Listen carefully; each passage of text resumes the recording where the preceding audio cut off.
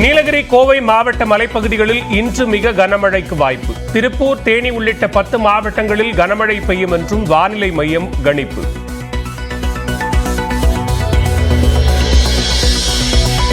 சென்னை மற்றும் புறநகர் பகுதிகளில் பரவலாக பெய்த மழை.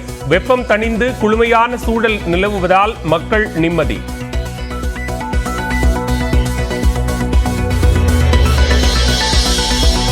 மகளிர் உரிமை தொகை திட்டத்தில் மேலும் 1,48,000 பேருக்கு தலா 1000 ரூபாய் வரவு வைப்பு.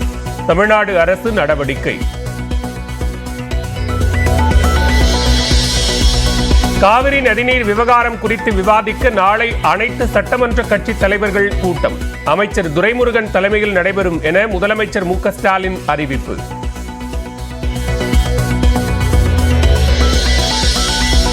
ஊரக பகுதிகளில் அரசு உதவி பெறும் பள்ளிகளுக்கும் காலை உணவு திட்டம் விரிவாக்கம். திருவள்ளூர் மாவட்டம் கீழச்சேரி பள்ளியில் திட்டத்தை தொடங்கி வைத்து மாணவிகளுடன் அமர்ந்து உணவருந்திய முதலமைச்சர் ஸ்டாலின்.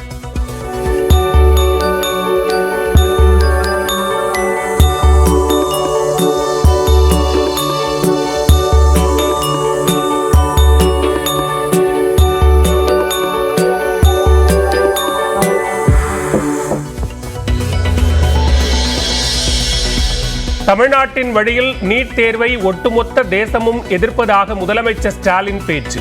கல்வியை மாநில பட்டியலுக்கு மாற்ற தயாரா என மத்திய அரசுக்கு கேள்வி. நெருக்கடி நிலை காலத்தில் ஒத்திசைவு பட்டியலுக்கு மாற்றப்பட்ட கல்வியை உடனடியாக மாநில பட்டியலுக்கு மாற்ற ஒன்றிய அரசு தயாரா இருக்கா? இந்த ஆக்கபூர்வமான செயலை அவங்க செய்வாங்களா? நாடாளுமன்ற தேர்தல் தோல்வி குறித்து 5வது நாளாக ஆலோசனை நடத்தி வரும் எடப்பாடி பழனிசாமி நாகை, மயிலாடுதுறை தொகுதி நிர்வாகிகளிடம் கருத்து கேட்பு.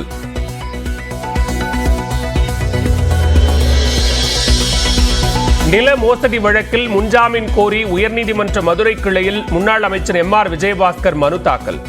MP, MLA-க்கள் மீதான வழக்குகளை விசாரிக்கும் நீதிபதி முன்பு நாளை விசாரணைக்கு வர வாய்ப்பு.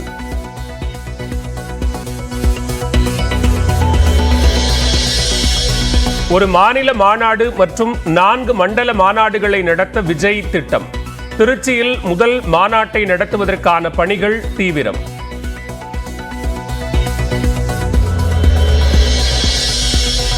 என்கவுண்டரில் கொல்லப்பட்ட ரவுடி திருவேங்கடத்தின் உடல் உறவினர்களிடம் ஒப்படைப்பு.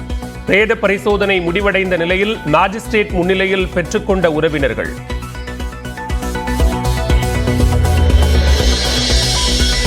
ரவுடிகளை தீவிரமாக கண்காணிக்க வேண்டும். சென்னையில் உள்ள அனைத்து காவல் ஆய்வாளர்களுக்கும் உத்தரவு.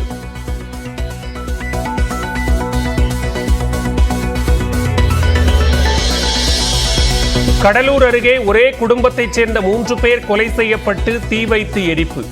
வீடு முழுவதும் ரத்தம் சிதறி கிடந்த நிலையில் காவல்துறை தீவிர விசாரணை.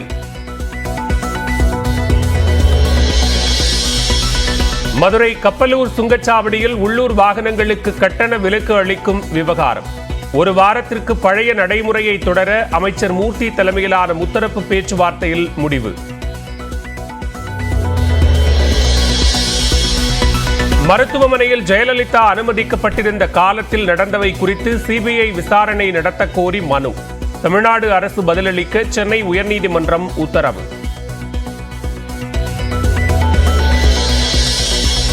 திருவண்ணாமலை மாவட்டம் போளூரில் கோயிலுக்கு சென்றுவிட்டு திரும்பிய போது டிராக்டர் மோதி பெண் உயிரிழப்பு. டிராக்டருக்கு தீ வைத்து எதிர்ப்பை வெளிப்படுத்திய மக்கள்.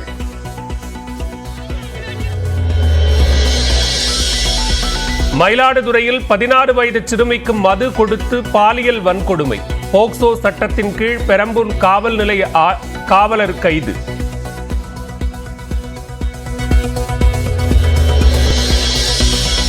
குற்றால அருவிகளில் காட்டாற்று வெள்ளம். அருவிகளில் குளிக்க சுற்றுலா பயணிகளுக்கு தற்காலிகமாக தடை விதிப்பு.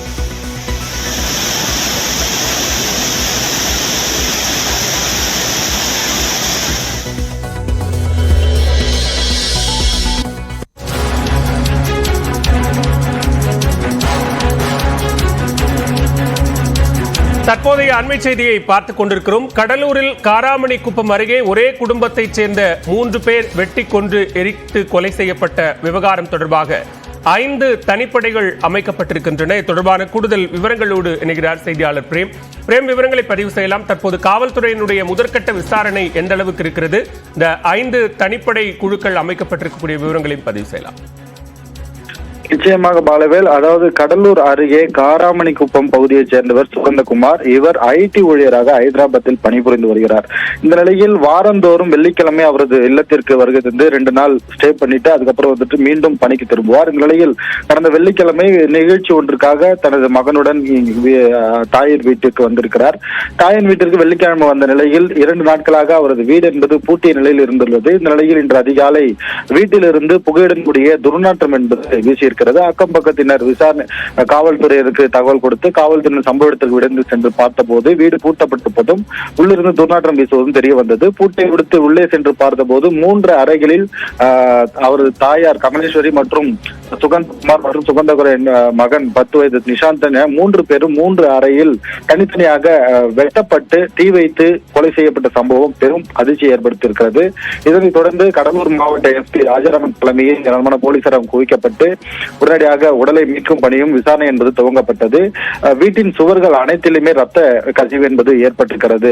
முதற்கட்ட விசாரணையில் எஸ்பி தலைமையில் நடைபெற்ற விசாரணையில் 3 வெட்டப்பட்டு தீ வைத்து எரிக்கப்பட்டிருப்பது முதற்கட்ட விசாரணையில் தெரிய வந்தது.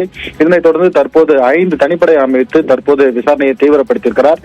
வெட்டப்பட்டு தீ வைத்து கொலை செய்யப்பட்டிருப்பது உறுதி செய்த கடலூர் எஸ்பி தற்போது 5 தனிப்படைகளை அமைத்திருக்கிறார். அதாவது சனிக்கிழமை அதிகாலை 3 வெட்டி கொலை செய்யப்பட்ட நிலையில் உடல் உள்ளே வீட்டிலேயே இருந்திருக்கிறது. நேற்று ஞாயிற்றுக்கிழமை அதிகாலை வருகை தந்த மர்ம நபர்கள் 3 பேரையும் தனித்தனி அறைகளில் தீ வைத்து எரித்ததாகவும் தற்போது முதற்கட்ட விசாரணையில் தெரிய வந்திருக்கிறது. 2 நாட்களாக வீட்டு வேலைக்கு வரக்கூடியவர்களும் வருகை தந்து ஆனால் அங்கு வீடு பூட்டப்பட்டிருந்தால் திரும்பி சென்றிருக்கிறார்கள். தற்போது முதற்கட்ட விசாரணை தெரிய வந்திருக்கிறது. ஒரு காராமணிக்குப்பம் பகுதியில் ஹைதராபாத்தில் பணிபுரிந்த நபரும் அவரது தாயார் அவரது 10 வயது பேரன் என 3 பேருமே வீட்டில் கொலை செய்யப்பட்டு தீ வைத்து கொலை செய்யப்பட்ட எரித்த சம்பவம் பெரும் பரபரப்பு ஏற்படுத்த நிலையில் இது குறித்து தற்போது 5 தனிப்படையில் அமைத்த தீவிர விசாரணை என்பது நடத்தப்பட்டு வருகிறது. பாலவேல், நன்றி பிரேம். விரிவான விவரங்களை பதிவு செய்தமைக்கு.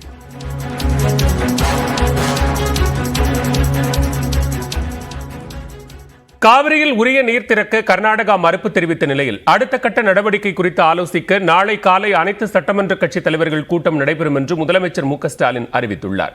கடந்த வெள்ளிக்கிழமை முதல் வரும் 31ஆம் தேதி வரை காவிரியில் இருந்து நாள்தோறும் 1 TMC நீரை விடுவிக்க வேண்டும் என்று காவிரி நீர் ஒழுங்காற்று குழு பரிந்துரைத்தது. இதற்கு மறுப்பு தெரிவித்த கர்நாடகா நாளொன்றுக்கு வினாடிக்கு 8000 கனஅடி நீர் மட்டுமே திறக்க முடியும் என்று கூறியது.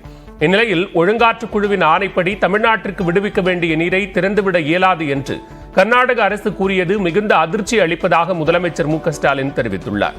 காவிரி ஒழுங்காற்று குழுவின் உத்தரவை உடனடியாக செயல்படுத்திட காவிரி மேலாண்மை ஆணையத்திற்கு தமிழ்நாடு அரசு கடிதம் எழுதியிருப்பதாக முதலமைச்சர் குறிப்பிட்டுள்ளார். காவிரி ஒழுங்காற்று குழுவின் ஆணைப்படி நீரை விடுவிக்காத கர்நாடகாவின் செயல் உச்சநீதிமன்றத்தின் உத்தரவை மீறியது என்று முதலமைச்சர் குற்றம் சாட்டியுள்ளார். தமிழ்நாடு விவசாயிகளின் நலனை பாதிக்கக்கூடிய இத்தகைய செயல்களை தமிழ்நாடு அரசு ஒருபோதும் ஏற்றுக்கொள்ளாது என்றும் முதலமைச்சர் சுட்டிக்காட்டியுள்ளார். இந்நிலையில் காவிரி நீரை பெறுவதற்கு தேவையான நடவடிக்கைகளை மேற்கொள்வது குறித்து நீர்வளத்துறை அமைச்சர் துரைமுருகன் தலைமையில் நாளை காலை 11 மணிக்கு தலைமைச் செயலகத்தில் அனைத்து சட்டமன்ற கட்சி தலைவர்களின் கூட்டம் நடைபெறும் என்று மு க ஸ்டாலின் கூறியுள்ளார். இந்த கூட்டத்தில் அனைவரையும் கலந்து ஆலோசித்து சட்ட வல்லுநர்களின் கருத்துக்களை பெற்று தமிழ்நாடு அரசு அடுத்த கட்ட நடவடிக்கை மேற்கொள்ள முடிவு செய்யும் என்றும் முதலமைச்சர் தெரிவித்துள்ளார்.